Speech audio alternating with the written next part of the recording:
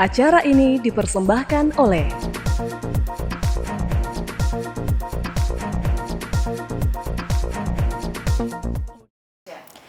Halo pemirsa Unhas TV, senang sekali saya Iva Aisyah Rahman dapat kembali menjumpai Anda dalam Unhas Daily.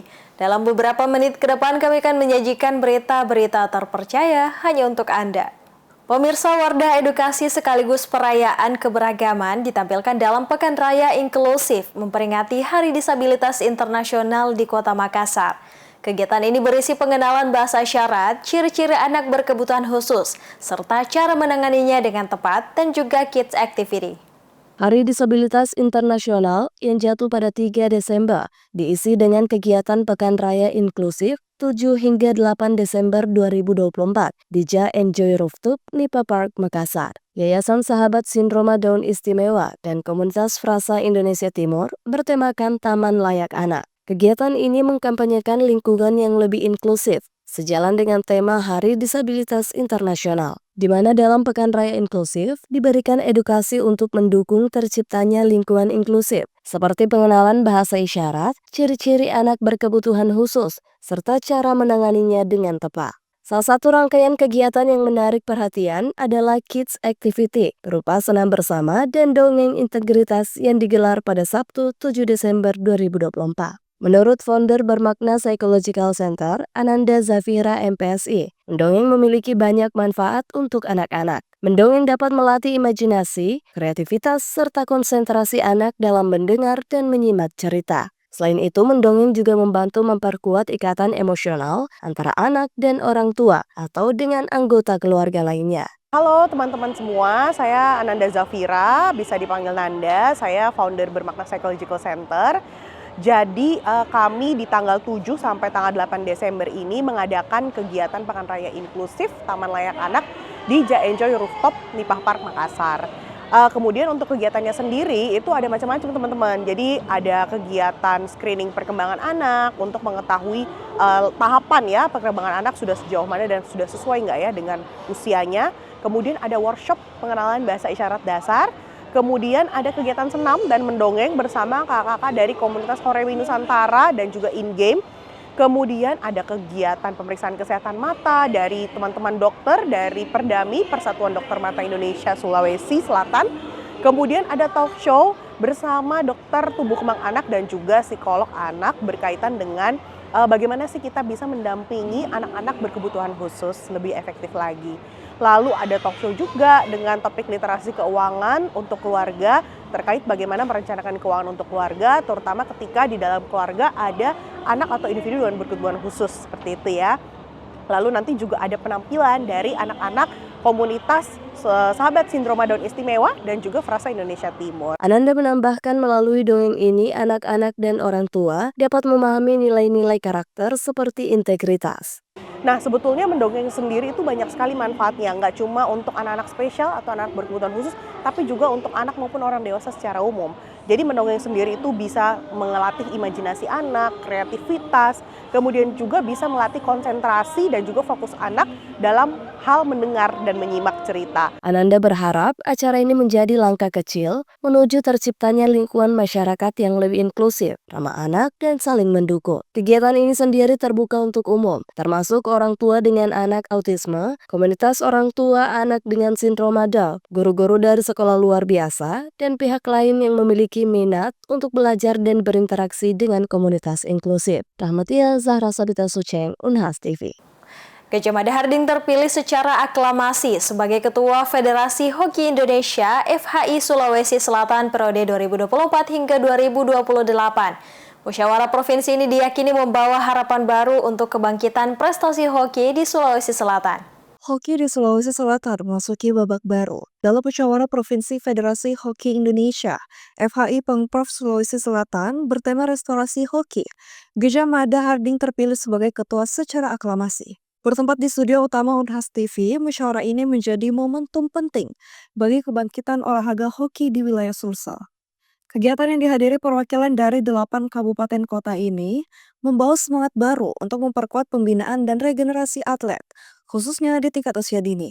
Gajah Mada Hardik terpilih secara aklamasi memimpin hoki Sulsel, menyampaikan visinya untuk mengembangkan hoki pantai, memanfaatkan potensi pesisir Sulawesi Selatan.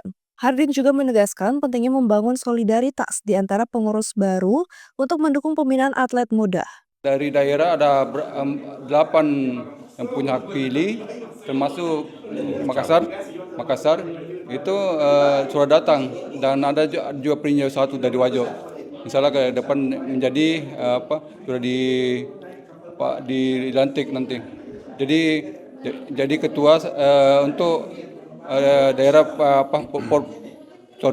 Porprov. Tidak hanya menghadirkan pengurus baru, tema restorasi hoki menjadi pengingat akan masa keemasan Sulawesi Selatan sebagai gudang atlet hoki nasional. Tokoh sejarah hoki Insinyur Batiar Beta yang memimpin sidang musyawarah menekankan pentingnya perubahan nyata untuk mengembalikan kejayaan tersebut. Dulu itu hoki itu Sulawesi Selatan itu adalah gudang prestasi dan gudang atlet untuk timnas, namun 20 tahun terakhir ini agak menurun. Nah ini makanya tema musyawarah provinsi kita hari ini itu adalah restorasi. Restorasi itu adalah perubahan. Kita berusaha merubah untuk mengembalikan kejayaan hoki di masa lalu. Ketua FHI Makassar, Dr. Hashim MPD, menggarisbawahi perlunya fokus pada pembinaan usia muda untuk menghindari kegagalan di olahraga besar seperti PON. Momen ini sangat tepat, ya. Melihat sekarang ini FHI baru kali ini di PON kemarin di Aceh Medan, FHI Sulawesi Selatan tidak ikut serta, tidak lolos.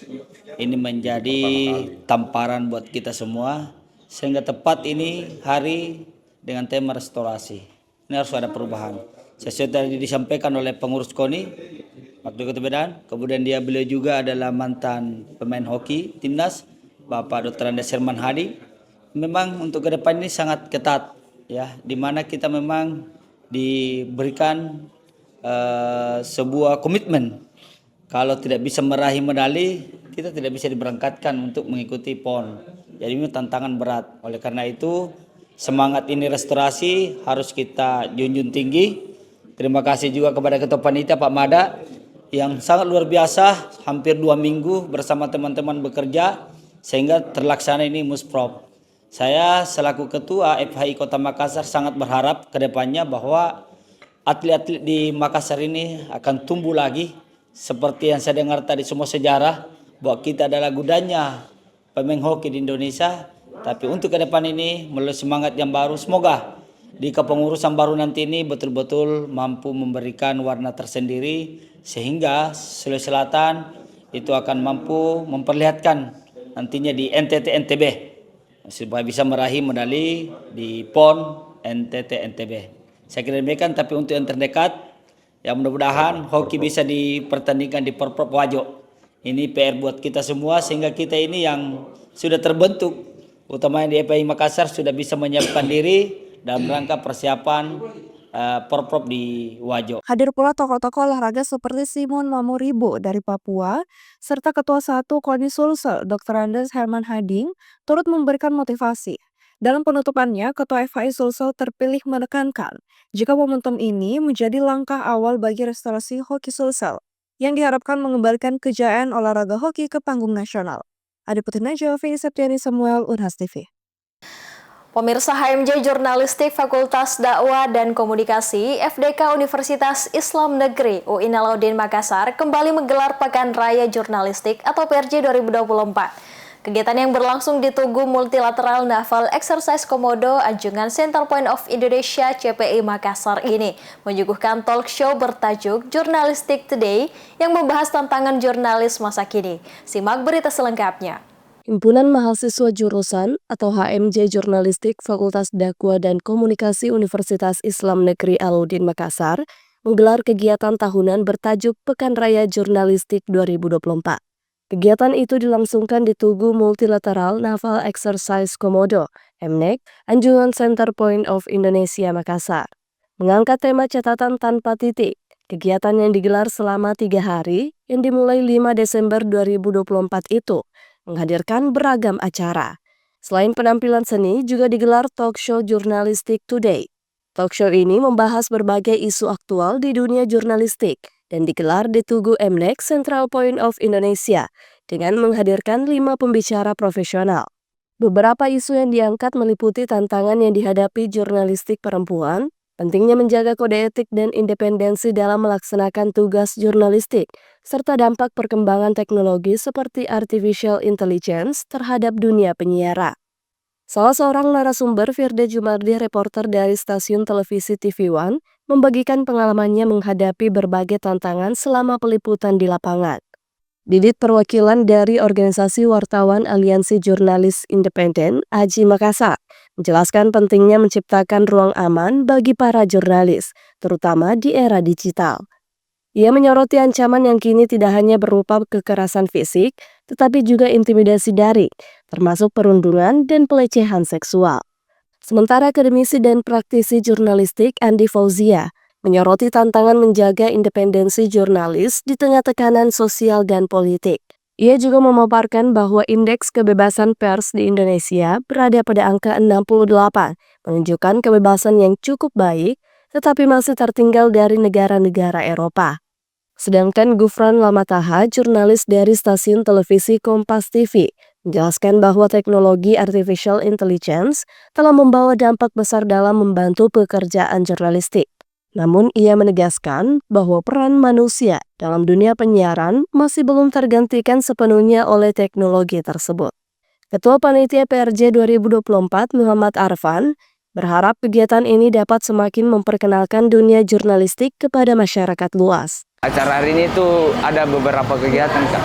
Yang pertama live mural, yang kedua ini talk show, yang ketiga sebentar ada band, penampilan band. Narasumber yang diundang itu, Kak, para jurnalis-jurnalis yang sudah berpengalaman dan dia juga alumni dari jurnalistik UIN. Harapanku untuk untuk bagaimana jurnalistik ini dikenal lebih luas di luar. Arfan pun berharap agar Pekan Raya Jurnalistik di tahun-tahun berikutnya dapat terus berkembang dan menghadirkan ide-ide yang lebih inovatif. Rahmatia, Muhammad Syaiful, Unhas TV. Pemirsa, Medical Check-up Weekend Care yang diinisiasi Universitas Hasanuddin Makassar kembali berlanjut dengan menyasar dosen dan pensiunan di Perumahan Dosen Antang Makassar. MCU gratis ini sebagai kepedulian Unhas kepada dosen, pegawai, dan pasangannya. Universitas Hasanuddin Makassar kembali menunjukkan komitmennya dalam menjaga kesehatan dosen dan tenaga kependidikan melalui program Medical Check-up atau MCO Weekend Care yang dilakukan pada hari Sabtu 7 Desember 2024. Kali ini MCO diadakan di halaman Masjid Amirul Mukminin dan Masjid Al-Muhajirin yang terletak di Kompleks Perumahan Dosen Antang, Jalan Sastra Raya dan Jalan Arsitektur, Kecamatan Manggala, Kota Makassar. MCO sendiri merupakan salah satu program Unhas Sehat di bawah kendali Subdirektorat Sistem Jaminan dan Keselamatan dan Kesehatan Kerja Unhas, Direktorat Sumber Daya Manusia. Ini merupakan upaya terobosan dari Rektor Unhas. Disebutkan Kepala Subdirektorat Sistem Jaminan K3 Unhas, Profesor Dr. Lalu Muhammad Saleh, bahwa program ini bekerja sama dengan Rumah Sakit Unhas yang telah berjalan sejak 2023. Program ini terus mengalami peningkatan dari 70% menjadi 90%, serta akan berlanjut ke depan dengan pelaksanaan minimal sekali setahun. Profesor Lalu berharap agar dosen dan tendik Unhas memanfaatkan layanan gratis ini untuk menjaga kesehatan tubuh serta mendeteksi riwayat penyakit. Ini adalah merupakan program Unhas Sehat yang memang digagas oleh Bapak Rektor Prof. JJ yang diamanahkan kepada di bidang 3 di bendera K3 memang K3K yang masih sementara saat ini memang di bawah SDM. Dan pada kesempatan ini MCU Ghost to Unit ini dilakukan sebagai bagian dari kepedulian Unhas Pak Rektor kepada sumber daya manusia dan pasangannya. Jadi semua dosen dan pegawai yang bersama pasangannya diperkenankan untuk diberikan pelayanan MCU secara gratis. Itu dilakukan minimal 1 kali setahun. Pihak yang diajak bekerja sama dalam program Unhas Sehat dalam pelaksanaan kegiatannya memang kita bekerja sama dengan rumah sakit. Jadi rumah sakit pendidikan yang kita punya bekerja sama bersama-sama mensukseskan Unhas Sehat ini. Program ini sudah berjalan berapa lama sih? Ya, program ini sudah berjalan kurang lebih 2 tahun. Jadi diawali oleh pada tahun 2023, sekarang 2024, insya Allah 2025 juga telah disetujui oleh pimpinan untuk dilanjutkan. Karena ini memiliki kontribusi yang besar untuk Unhas Sehat ke depannya. Salah seorang peserta MCU ini adalah pensiun staf Fakultas Kedokteran Subaidah Hairudin, yang menyebut jika pemeriksaan ini merupakan yang kedua kalinya baginya. Dirinya menilai jika ini memberi dampak yang baik untuk mendeteksi riwayat penyakit. Subaidah pun berharap program MCU dari kampus Merah ini terus ditingkatkan untuk jangka yang panjang. Bagus, ya kita kasih aplaus untuk pimpinan tuh karena yang tadinya kita tidak takut untuk periksa, akhirnya semua pada berani karena ada yang alat ini tuh supaya jangan sampai di sini saja, untuk mungkin ditingkatkan lagi anunya tuh. Hadir juga bersama istri dan kerabat yakni pensiunan Kepala Biro SDM Unhas Ahmad Sakhtar MSI yang menilai program ini sebagai terobosan baru di wilayah tempat tinggalnya karena kali pertamanya diadakan. Ahmad Sakhtar berharap jika bisa pelaksanaan program unggulan dari Unhas ini dilakukan 2 kali setahun. Artinya ini sangat positif. Begitu saya tahu informasinya langsung saya umumkan di jamaah. Begitu gembiranya teman-teman dari Unhas ini menyambut tentang kegiatan ini, medical check up ini toh. Jadi saya kira ke depan bisa menjadi lebih bagus lagi. Kalau bisa mungkin ya apakah tiap 6 bulan ataukah tiap 3 bulan, kalau paling tidak 1 kali 1 tahun toh, itu harusnya. Karena kan ini saya dengar di masjid lain itu di sana dengan di Taman Landa itu sudah berapa kali. Ini baru di sini. Oleh karena itu saya sangat dengan teman-teman itu menyambut dengan sangat gembira tentang adanya kegiatan seperti ini. Dosen, tenaga kependidikan hingga pensiunan antusias dalam mengikuti pemeriksaan ini. Mereka pun menunjukkan dukungan terhadap program medical check-up sebagai bentuk kepedulian Universitas Hasanuddin. Zulkarnain, Rizka Praja, Unhas TV. Keterbukaan informasi menjadi unsur terpenting yang perlu dimiliki lembaga publik. Komisi Informasi Pusat sambangi 10 lembaga publik terbaik dalam keterbukaan informasi. Salah satunya adalah Universitas Padjadjaran. Berikut laporan tim Divi4 TV untuk Unhas TV. Komisi Informasi Pusat melakukan visitasi monitoring dan evaluasi keterbukaan informasi di Universitas Padjadjaran Senin 2 Desember. Bertempat di ruang Livin Mandiri Rektorat Unpad, kegiatan ini dihadiri langsung oleh Komisioner Bidang Kelembagaan KI Pusat, Handoko Agung Saputro, serta Komisioner Bidang Penyelesaian Sengketa Informasi Syawaludin. Visitasi dan monef oleh Komisi Informasi Pusat ini dihadiri langsung oleh Rektor Unpad, Profesor Arif Syamsulaksan Kartasasmita, Wakil Rektor 4, Wakil Rektor Bidang Sumber Daya dan Tata Kelola Profesor Widya Setiabudi, serta pengelola PPID di tingkat universitas dan fakultas. Dalam kunjungan ini, Komisi Informasi Pusat meninjau sejumlah data dan informasi yang dimiliki Universitas Padjadjaran, serta melakukan kunjungan ke unit layanan terpadu. Komisioner Bidang Penyelesaian Sengketa Informasi Syawaludin MH menyebut, Universitas Padjadjaran dilakukan visitasi sebab termasuk 10 badan publik terbaik. Hari ini Komisi Informasi Pusat Republik Indonesia mengagendakan untuk melakukan visitasi terkait dengan monitoring dan evaluasi badan publik tahun 2024. Visitasi ini adalah kegiatan atau tahapan terakhir dari Monep tahun 2024 yang kami pilih berdasarkan nilai-nilai terbaik dari 7 kategori badan publik. Jadi 7 kategori itu ya ada kategori kementerian, lembaga non-struktural, lembaga negara lainnya, kemudian partai politik, perguruan tinggi, ya, dan juga pemerintah provinsi. Nah, dari 7 itu nilai yang terbaik dari ratusan peserta Monep pada tahun 2024 itu kita pilih 10 badan publik yang terbaik nilainya secara random, artinya kan dari kita campur menjadi nilai terbaiknya. Nah, kemudian Unpad salah satu dari 10 badan publik tersebut yang kemudian kita lanjutkan dengan visitasi. Tadi kita sudah mendengarkan penjelasan dari Pak Rektor Saya kira penjelasan yang sangat komprehensif dan inovatif sekali apa yang disampaikan oleh Pak Rektor, terutama berkaitan dengan inovasi digitalisasinya. Dan saya kira di era teknologi digital ini itu memang sangat dibutuhkan oleh publik, oleh mahasiswa, alumni, ya, masyarakat, dunia kerja, dan sebagainya. Kendati demikian, Komisi Informasi Pusat memberikan sejumlah catatan agar informasi publik dapat mudah diakses dan dipahami oleh masyarakat luas. Unpad juga dinilai layak menjadi role model implementasi keterbukaan informasi bagi badan publik lainnya. Memang tadi ada beberapa catatan yang kami sampaikan. Yang pertama, misalnya berkaitan dengan bagaimana daftar informasi publik itu bisa menggambarkan bagi publik untuk mudah memahaminya, mudah menerjemahkannya, sehingga tidak menimbulkan multitafsir yang macam-macam. Dan saya kira ini nanti harus diperbaiki di tahun 2025.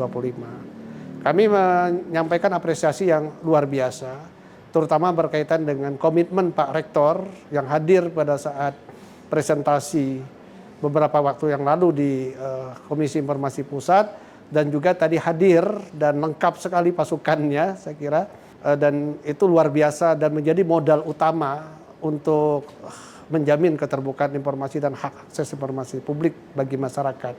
Apalagi universitas, ya, saya berharap juga bisa menularkan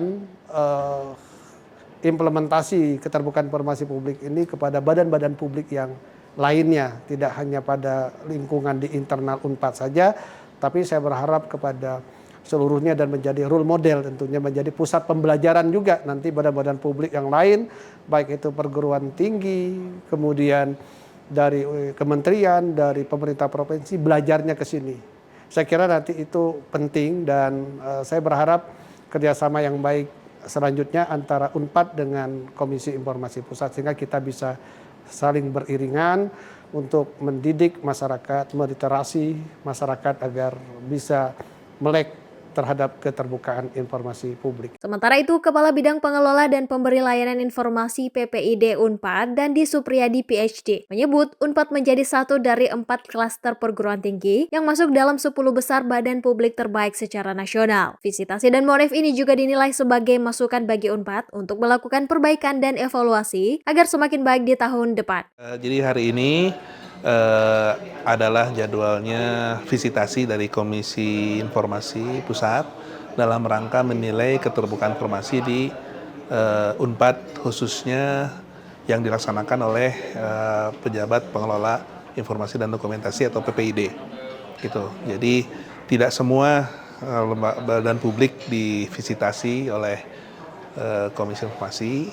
Dalam klaster perguruan tinggi negeri, Unpad menjadi satu dari 4 yang masuk ke dalam 10 besar nasional, gitu. Jadi 10 besar ini adalah lintas kategori, lintas klaster, dan diantaranya ada kementerian, ada BUMN, dan dari PTN itu ternyata Unpad masuk ke dalam salah satunya.